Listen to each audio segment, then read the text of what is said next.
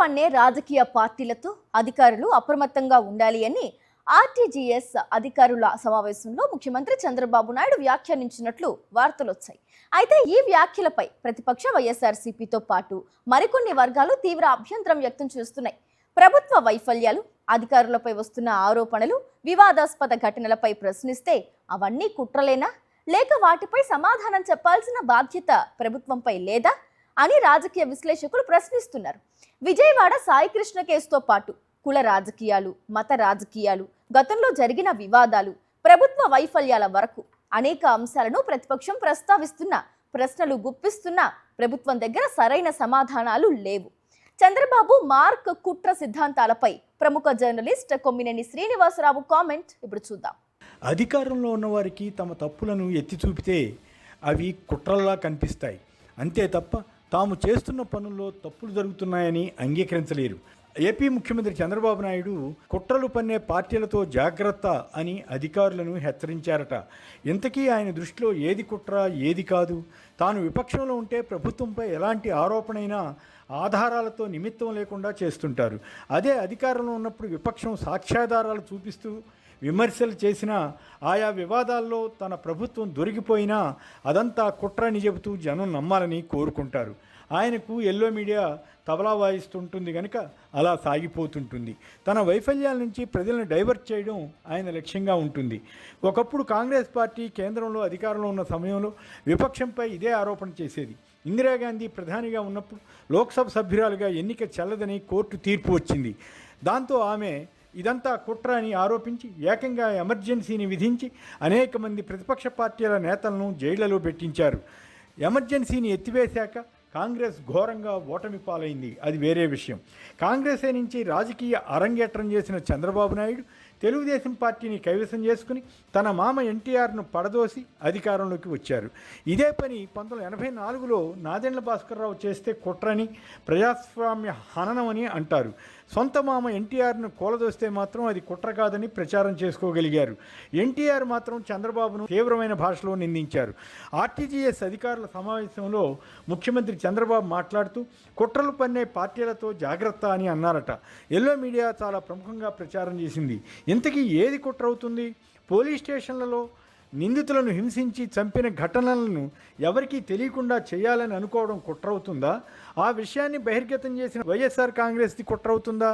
విజయవాడలో సాయికృష్ణ అనే కాపు యువకుడు మిస్సింగ్ అవడం, ఆ తర్వాత అతన్ని దహనం చేసి బూడిద కూడా కనిపించకుండా చేశారన్న ఆరోపణ రావడం ఏమిటి?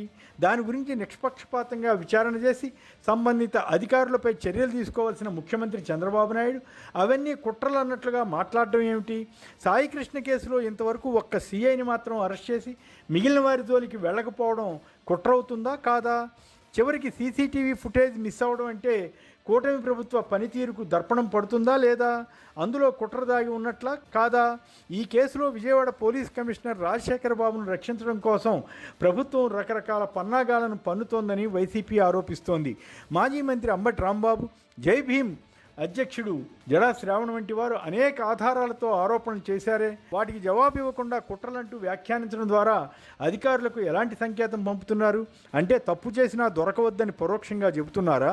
లీగల్గా, టెక్నికల్గా దొరకరాదని చెబుతున్నట్లు అనిపించదా?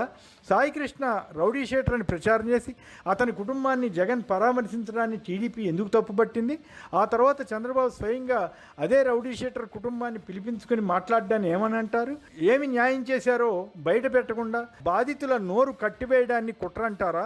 ఓపెన్గా ప్రజాస్వామ్య హక్కుల కోసం వైసీపీ మరికొన్ని ఇతర ప్రతిపక్షాలు పోరాడడం కుట్రవుతుందా?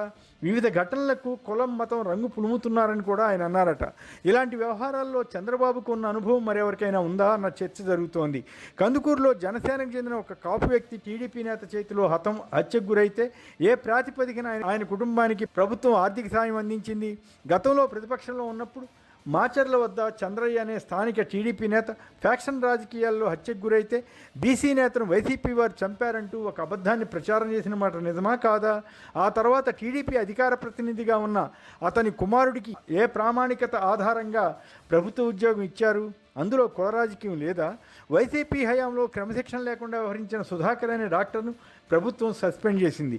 తర్వాత కాలంలో ఆయన మద్యం మత్తులో విశాఖ నడి రోడ్డుపైన నానా రచ్చ చేస్తుంటే పోలీస్ కానిస్టేబుల్ ఒకరు ఆయన చేతులు కట్టి స్టేషన్కు తీసుకువెళితే దళిత డాక్టర్ను అవమానించారంటూ విమర్శలు చేయడాన్ని ఏమనంటారు?